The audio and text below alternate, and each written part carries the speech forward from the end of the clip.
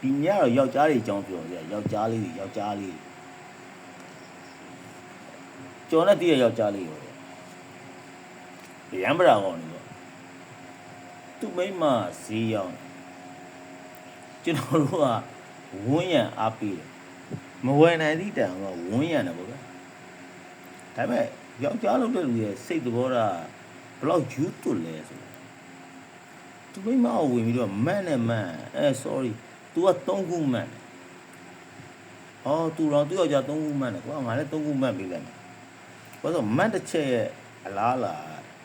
အဲ့ဒီ live industry လုံးတဲ့လူတွေသိတယ် view တဲ့ report တဲ့ဒါ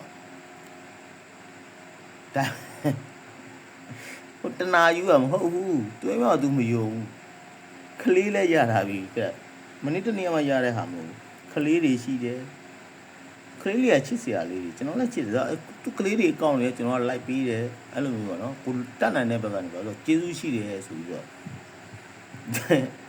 တရက်ကြတော့လာပြီးတော့ဗာပြောတယ်ခဏကျွန်တော်ပြိုင်တာလားမင်းကိုစင်းတဲ့ကိုနောက်တစ်ခုကတနေရာနဲ့နေတာမို့ကျုပ်ကတော်တဲ့နေတာသူတို့ကမြို့ပေါ်နေတာ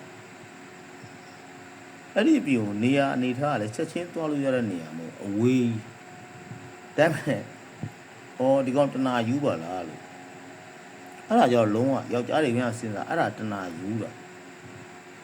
အဲ့လောက်ကြီးဉာဏ်ပညာမရှိတဲ့ကောင်ကတနာယူတာမကြိုက်လဲခံကြိုက်လဲခံအဲ့ဒါတနာယူတာရှိုးဟာတဲ့ business သူ့ရဲ့ business နဲ့တွဲနေတဲ့ကိစ္စကိုယ် support ပေးနေတဲ့ကောင်ဘယ်ကောင်လဲဒီကောင်ငါတို့ support ပေးနေတိဖို့လိုတယ်ရေရှ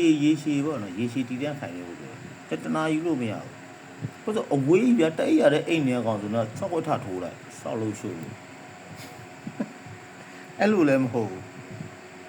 အဝေးရဒါပေမဲ့တနာယူတယ်ကျွန်တော်လေးစားပါတယ်သူအိမ်မှာသူတန်ဖိုးထားတာသူတနာယူတဲ့ကိစ္စတက်တန်ဖိုးထားပါဟုတ်ကြီး bro မကြိုက်ဘူးလားမကြိုက်ဘူး okay မကြိုက်လိုက်ရတယ်ကင်းအောင်ရှင်းအောင်နေပေးပါမယ်ဆိုကျွန်တော်အားလုံးသူတို့နဲ့ add ထားတဲ့ account တွေအားလုံးဖြတ်တဲ့ Facebook Instagram အားလုံးပေါ့နော်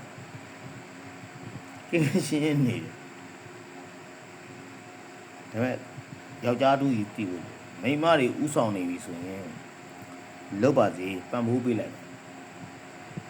ရှိုးကိစ္စတည်းမလို့အဖက်နဲ့